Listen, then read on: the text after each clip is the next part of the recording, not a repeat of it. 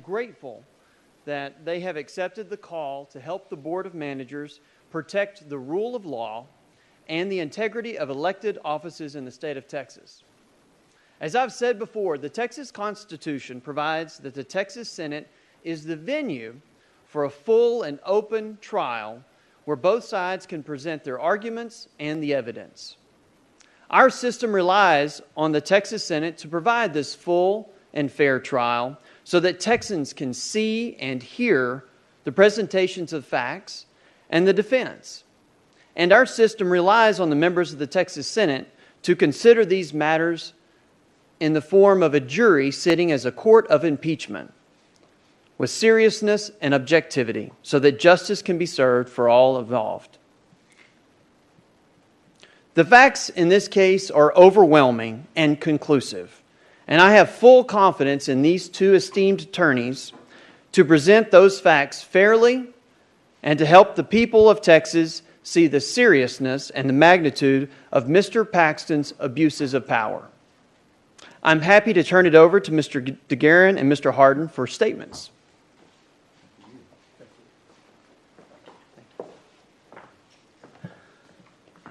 Thank you, Chairman Murr.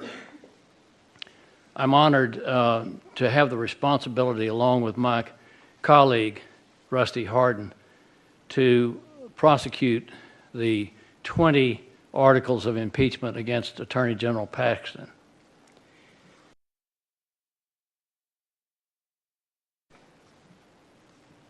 This is not about punishing Mr. Paxton. It's about protecting the public, protecting the citizens of Texas.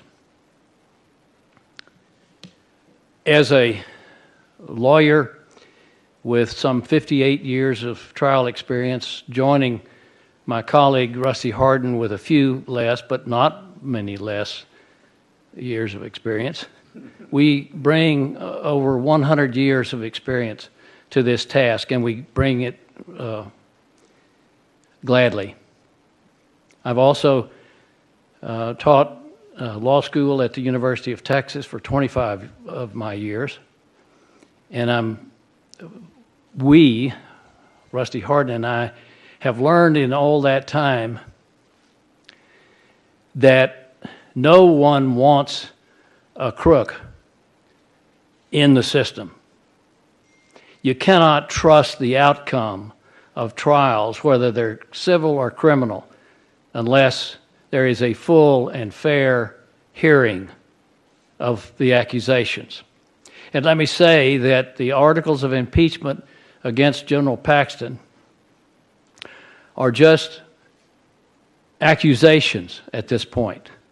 Much like what a grand jury does, the House of Representatives voted overwhelmingly to bring these 20 articles of impeachment. They're very serious. They involve dereliction of duty, bribery, abuse of public trust, retaliation, conspiracy, misappropriation of public resources, and false statements by the top law enforcement agent of the state of Texas. The people of the state of Texas are entitled to know whether their top cop is a crook. We intend to present these 20 articles of impeachment in a fair way. We want to abide by the rules of evidence of the state of Texas, which apply to both civil and criminal trials. We want to bring fairness, which we lawyers call due process, to this procedure. The jurors will be the senators in the Texas Senate, and they will be presided over fairly. We want the accused, Mr. Paxton, to be able to call witnesses in his own behalf. We want him to have a lawyer or a set of lawyers representing him. We want them to be able to cross-examine our witnesses who will be sworn, and all the witnesses should be sworn and under oath. We know the importance of transparency in these proceedings because the people have a right to know.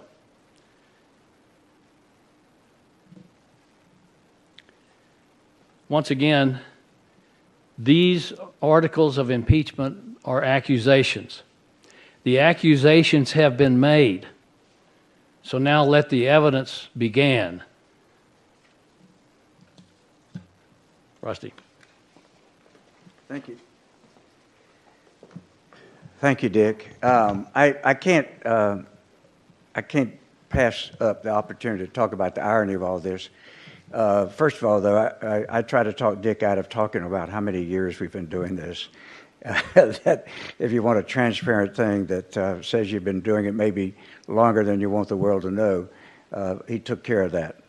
And I think also I want to praise the committee and the chairman and the vice chair and the entire House for what they've done here.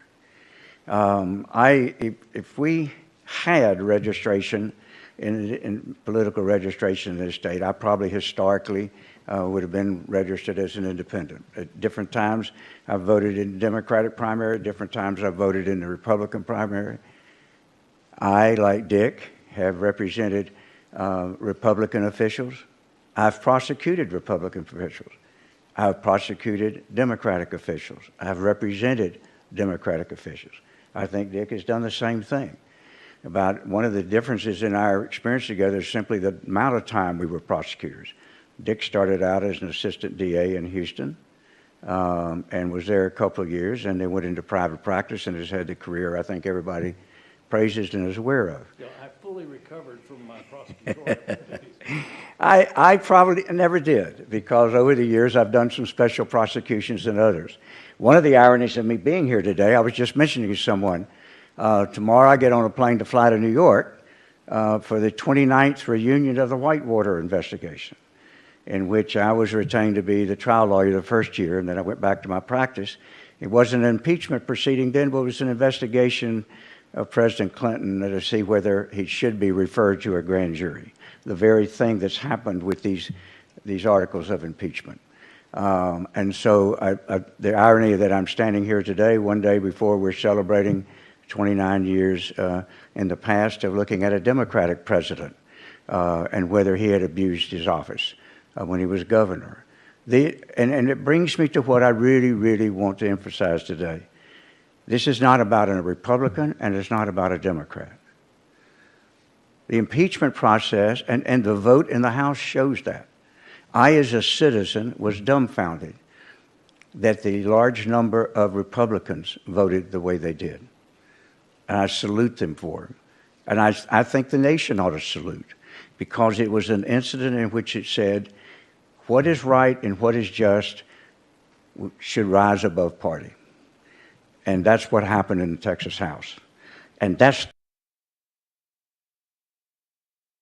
charge we've received from the chairman and the committee, is to ethically, fairly, but strongly pursue what both the committee and what we and the House think is a tremendous line of abuses of power. I was a prosecutor for over 15 years. I don't know the numbers and hundreds of thousands of cases I presented to a grand jury. This report is no different. This is not a full-blooded criminal trial. We talk about it being a quasi-criminal matter, proceeding, but we are going to be urging everybody all along. What needs to happen here is that the analogy should be, there should be witnesses, as has been said already. General Paxton should be able to present any and all defense he wants with witnesses. His lawyers should be allowed to cross-examine the witnesses we present. And we similarly should be able to bring live witnesses before the public.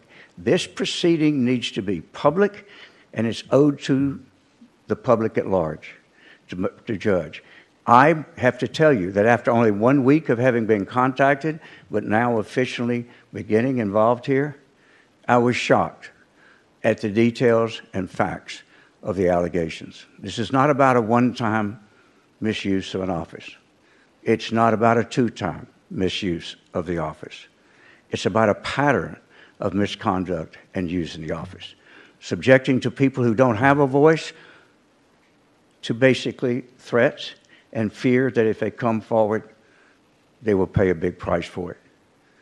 The witnesses universally, with just like maybe one exception, expressed concern about retaliation, and yet they still came forward. And in this trial, this proceeding before the Senate, clearly deserves the light of day. The public, while they get ready for it, can go on the website of the House of Representatives and they can see the entire hearing. They can see the conduct that is presented by the really talented and hardworking staff that worked on behalf of the committee and is going to stay involved. You can find out what the facts are, and then you decide, doesn't this deserve a full airing before the entire public and world? Impeachment is not about punishing the offender. It is about protecting and serving the government and the public. Impeachment, for instance, is not a criminal trial in the sense that the Constitution of Texas makes clear if criminal authorities think that there's a criminal offense, they still can proceed, and investigations, according to the media, are ongoing. They can proceed in the criminal domain. But what the impeachment is about is whether to remove that public official that is abusing their process while the determination is made. And that's it. This process doesn't impose criminal penalties. I want to ask you in the public to follow this closely, and the Senate will determine the rules. And once we determine the rules, we'll know how we go. I hope that as they develop them and as we go forward, we are going to have a full public hearing that allows both sides to present the evidence that allows the public and the world to know just what happened here. Today's not a day to go into the facts, but I will tell you, when you talk about the allegations that are in the 20 violations that were presented, when you look at them, the first 5 involve a friend of the governor. When you talk about misuse of the process and misuse of the office, you then get to the firing of employees that were dedicated, conservative members of his own party, supporters. And what he did through those activities will blow your mind. So, this is a way to say we're sounding the bell. We're going to start now. Dick and I and our firms and the others that we've already been helping are going to be gearing up and presenting the case with the rules that are developed by the Senate. We're not going to be obviously having contact with senators. They're the jury. But we hope and pray that this will be a process that allows the public to fully examine everything. And I promise you, it's 10 times worse than has been public and as you think. I want to thank you all for being here. And Mr. Chairman, it's your podium. Thank you for being here today. We appreciate the opportunity to share this new information with you. They will do a fantastic job on behalf of the Board of Managers. Thank you.